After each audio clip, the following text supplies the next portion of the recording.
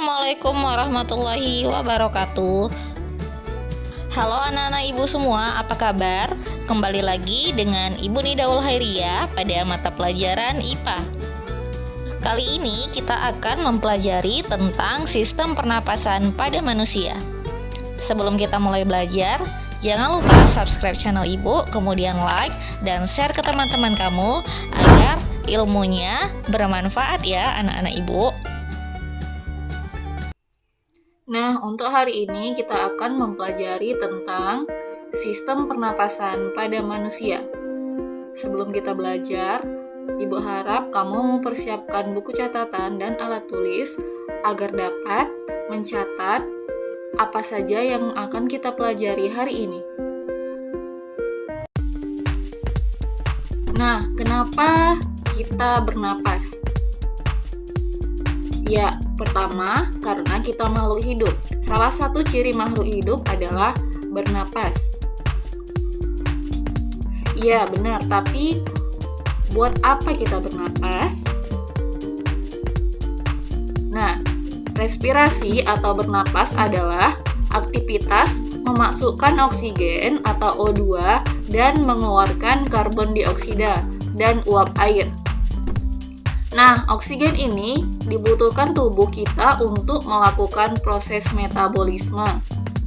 Proses metabolisme merupakan proses kimia di dalam tubuh untuk mengubah nutrisi menjadi energi. Jadi, respirasi atau bernapas adalah proses pertukaran gas dalam tubuh dan penggunaannya untuk menghasilkan energi. Nah, materi yang pertama yang akan kita pelajari yaitu organ-organ dalam sistem pernapasan. Organ yang pertama yaitu hidung. Di dalam hidung ada rambut hidung dan kelenjar lendir. Organ sistem pernapasan yang kedua yaitu saluran pernapasan.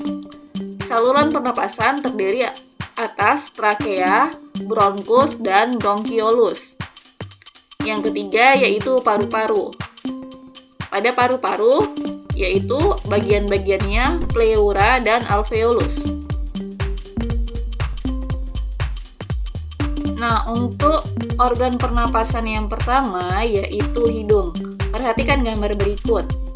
Nah, ini adalah rongga hidung. Ini hidung kita dan ini lubang hidung. Jadi, udara masuk dari lubang hidung kita. Di dalam hidung ada rambut-rambut hidung. Rambut hidung itu fungsinya untuk menyaring udara sehingga kotoran tidak masuk ke paru-paru. Dan di dalam hidung juga ada kelenjar lendir. Kelenjar lendir ini untuk mengatur kelembaban udara yang masuk ke dalam hidung kita. Jadi, hidung tadi terdapat rambut-rambut hidung. Jadi, kalau misalnya kamu ada rambut hidung, itu jangan dicukur atau dicabut. Itu fungsinya untuk menyaring udara yang masuk ke dalam hidung kita agar virus-virus atau bakteri tidak masuk ke dalam paru-paru. Kemudian, di hidung ada jutaan sel saraf yang dapat menangkap partikel aroma yang memasuki rongga hidung. Sehingga, aroma-aroma yang masuk akan diteruskan ke otak.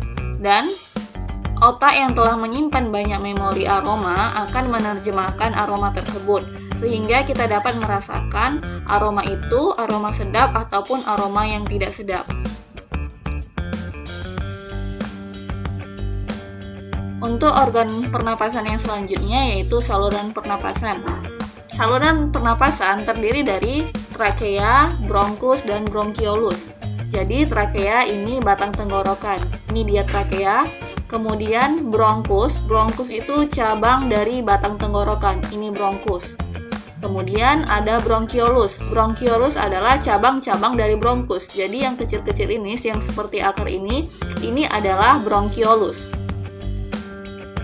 Trakea tersusun dari cincin tulang rawan dan terdapat silia atau rambut halus. Jadi di dalam trakea ini juga terdapat rambut halus yang berfungsi juga untuk menyaring udara yang masuk. Jadi udara yang masuk ke dalam paru-paru kita itu tidak langsung udara, disaring di hidung dan disaring lagi di trakea. Pada bagian pangkal tenggorokan terdapat laring. Ini dia pangkal tenggorokan kita, ini namanya laring. Kemudian di bagian depan trakea terdapat epiglotis atau teka yang berfungsi untuk membuka dan menutup saluran pernapasan. Nah, untuk organ pernapasan selanjutnya yaitu paru-paru ya. Nah, Ibu tadi udah hidung, kemudian saluran pernapasan, dan kemudian ini paru-paru. Nah, perhatikan dulu gambar berikut. Gambar ini adalah gambar paru-paru kita. Ya, tadi ini adalah trakea, ya kan? Ini adalah bronkus. Bronkus adalah cabang dari trakea. Ada bronkus kanan, ada bronkus kiri. Kemudian di dalam bronkus itu terdapat cabang-cabang lagi seperti akar ini. Seperti akar, ini namanya bronkiolus. Bronkiolus. Ya, nah Ibu, ini namanya bronkiolus. Kemudian di ujung-ujung bronkiolus ini itu terdapat alveolus. Ini dia gambarnya, berbentuk seperti ujung jarum pentul atau gelombang-gelombang udara. Ini namanya alveolus. Ya, anak-anak Ibu. Kemudian paru-paru kita itu diselimuti dengan pleura. Pleura adalah selaput pembungkus yang melindungi paru-paru. Jadi, paru-paru kita ini dilindungi oleh pleura. Nama pelindungnya atau nama pembungkusnya itu pleura. Paham ya? Kemudian ada alveolus. Alveolusnya tadi yang Ibu bilang, yang di ujung-ujung bronkiolus itu dia terdapat seperti gelembung-gelembung kecil yang dinamakan alveolus. Alveolus ini tempat pertukaran oksigen dan karbon dioksida secara difusi. Jadi, tadi ketika kita bernapas, udara masuk ke dalam hidung, kemudian ke trakea, kemudian ke bronkus, kemudian ke bronkiolus. Setelah di bronkiolus, terjadilah pertukaran udara. Pertukaran udara ini itu terjadi di alveolus.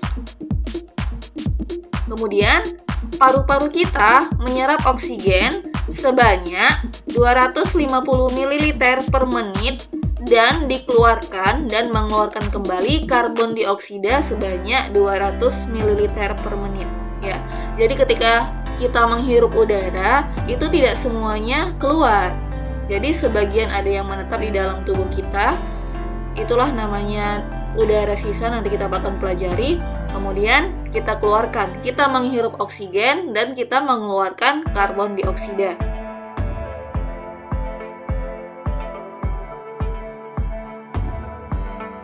Nah, materi selanjutnya adalah proses perjalanan udara. Nah, yang pertama tadi kan masuk melalui hidung, jadi udara masuk melalui hidung.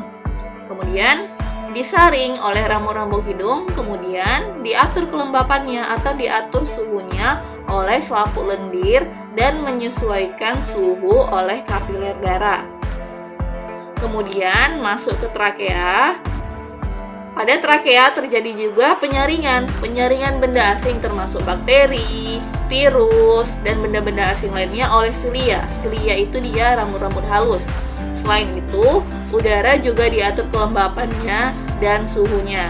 Jadi udara yang masuk ke dalam tubuh kita itu diatur suhunya sesuai dengan suhu tubuh kita. Kemudian masuk ke bronkus dan ke bronkiolus. Nah, di sini hanya diteruskan saja ke paru-paru atau ke alveolus.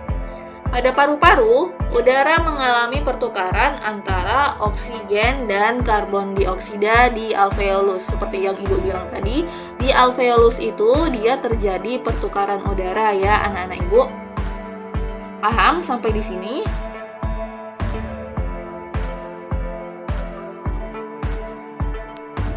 Nah, anak-anak Ibu, mungkin sampai di sini saja pelajaran kita pada hari ini. Ibu harap kalian mengerti. Tadi kita sudah mempelajari tentang apa itu bernapas, bagian-bagian dari organ pernapasan, kemudian bagaimana cara udara masuk dan keluar dari tubuh kita.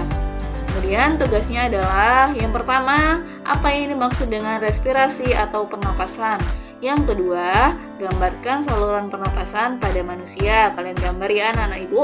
Dan yang ketiga, bagaimana proses perjalanan udara sampai masuk ke paru-paru. Nah, dicatat tugasnya. di buku catatan, kemudian difoto dan kirim ke Google Classroom. Kerjakan tugasnya dan tetap semangat untuk belajar untuk menggapai cita-cita. Tetap menjaga kesehatan dan tetap menjaga jarak dan memakai masker agar kita tetap sehat selalu.